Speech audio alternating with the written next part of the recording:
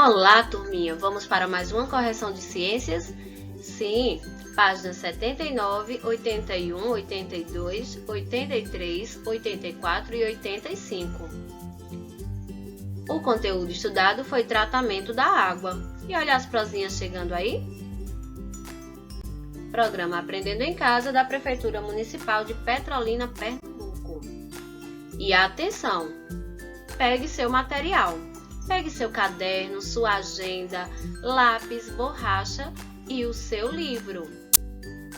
Esse aí, ó, o livro de ciências. Vamos lá? Aqui na página 79 tem um experimento para você fazer. Você fez? Se você fez, com certeza você vai chegar às mesmas observações que a prova. Então, o que aconteceu ao misturar a terra de jardim com a água? Nessa primeira questão aqui. Fez o seu experimento. Atenção, a terra se misturou à água, que ficou suja, né? Foi isso que aconteceu. Depois de 20 minutos, como ficou a mistura? Sabe como ficou? Parte da terra foi para o fundo do frasco. Esse pode ser considerado um processo de separação de misturas? Sim ou não? Sim, né? Porque ele permite separar parte da terra da água. E que etapa do tratamento da água se assemelha, ou seja, se parece com o que aconteceu nesta atividade aqui? É a etapa chamada decantação. Isso mesmo, que é aquela parte quando a água vai para o tanque da decantação e as sujeiras descem, né? E por cima fica só a água, passando para um próximo tanque no tratamento. Aqui, na página 81, nós vamos compreender a leitura que foi realizada na página 80, né? Como o aumento da temperatura afeta o ciclo da água. A gente sabe que a elevação da temperatura vai aumentar a evaporação e também a quantidade de vapor de água na atmosfera, modificando a formação e a época de ocorrência de nuvens e a quantidade de chuvas. Então, há uma grande influência. E de que forma o ciclo da água afeta os habitats? Por exemplo, em regiões onde há seca, há grande mortalidade de seres vivos. É isso, a grande mortalidade de seres vivos. Porque se há uma temperatura, né, muito elevada e ali não tem as estações bem definidas, como ele cita aí, regiões onde há muita seca, como é o caso da nossa região Nordeste, então vai haver um grande número de mortalidade dos seres vivos.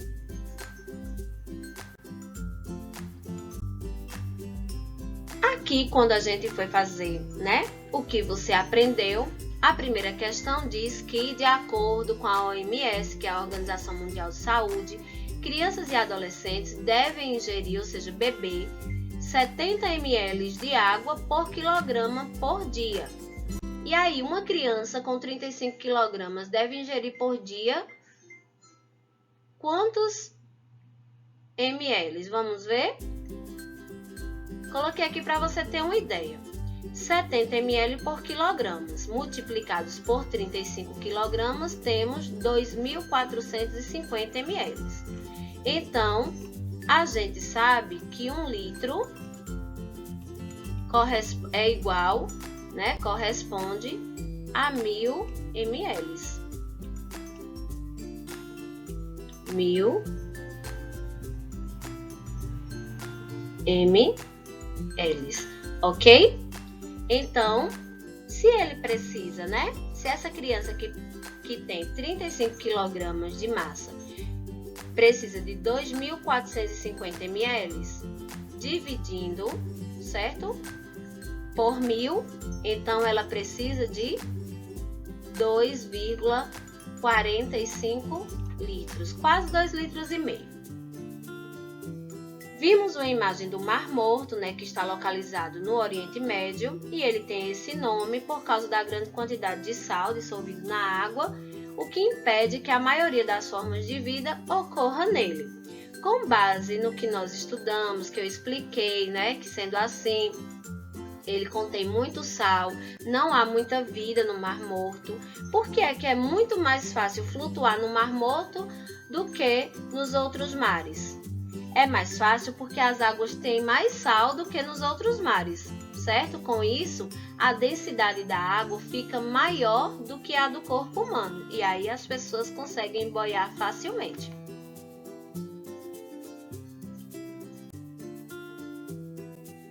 Vamos completar a imagem com as palavrinhas abaixo. Então, a primeira coisa que acontece no ciclo da água é o quê? A transpiração, né? Com a transpiração ocorre a evaporação, forma-se os vapores de água, que vai para as nuvens e forma, né? Tem a questão da condensação, que é quando vai do estado gasoso para o estado líquido, formando assim a precipitação, que são as chuvas, voltando à terra e reiniciando o ciclo. E aí vai para baixo da terra, causando o quê? Ocasionando a infiltração, que é como se fosse uma reserva de água nos lençóis subterrâneos. E de que forma as plantas participam do ciclo da água? Elas protegem o solo e contribuem para a infiltração e retenção da água. Além disso, também contribuem com a produção de vapor por meio da transpiração. O ciclo da água é importante para a agricultura, sim ou não? Sim, né? Por que o ciclo da água é importante? Pois o cultivo de plantas depende das chuvas e dos rios para a irrigação. Quais as consequências da ausência? Quais as consequências da ausência de precipitações por um longo período, ou seja, da ausência de chuvas? A falta de chuvas ocasiona a redução de água nos mananciais e represas, comprometendo o quê? O abastecimento de água nas residências, nas lavouras e para os animais de criação, além de reduzir e encarecer a oferta de energia à população. Então, se há falta de chuvas, há um grande prejuízo para a população. Essa é a verdade. Observe a imagem ao lado, né? Tem aqui umas crianças brincando na chuva, duas delas aproveitam para tomar algumas gotas de chuva. Considerando o que você aprendeu sobre água potável, essa atitude é aconselhável? Não, né, gente? Por que ela não é aconselhável?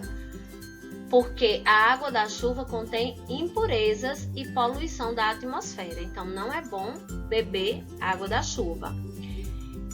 Quinta questão, vamos marcar verdadeiro e falso. Acredito que você também acertou todas essas, né? É verdadeiro quando a gente diz que rios, nascentes, lagos e represas podem ser considerados mananciais. Os mananciais não são importantes para o ciclo das águas. Totalmente falso, né? Inclusive a gente precisa ter até o cuidado, a gente já discutiu sobre isso, a questão das moradias que ficam perto dos mananciais, para que eles não se poluam e que a água possa chegar, né, de forma tratada e potável para que as pessoas possam usufruir, ou seja, usar. É verdadeiro quando a gente diz poluição é um dos maiores problemas para a manutenção dos mananciais. Isso é verdade, principalmente pela falta de educação da população. E é falso a alternativa que diz: a construção de casas sem rede de esgoto próximo a mananciais não causa danos ambientais. Causa sim, porque o esgoto fica a céu aberto e as pessoas vão ter uma tendência a poluírem os mananciais. Aqui você vai desenhar, né? Acredito que você fez esse desenho das etapas envolvidas na produção da energia por uma usina hidrelétrica. É só você imaginar. Imagina aí como é. A água entra nas turbinas que rodam, né, giram em alta velocidade e ali vai gerando a energia. Mas tem que ter água, senão não funciona. E para terminar, a questão 7 mostra umas ilustrações, né? E pergunta: as pessoas estão utilizando a água de maneira consciente? Não, né, gente? A família que está aí representada não está utilizando água de maneira consciente. Eles poderiam escovar os dentes com a torneira fechada, lavar o carro com balde de água, apenas varrer a calçada e tomar banhos mais curtos. Essa é a verdade. Karen acredita que não há necessidade de preservarmos os mananciais. E aí? Você poderia explicar de que forma?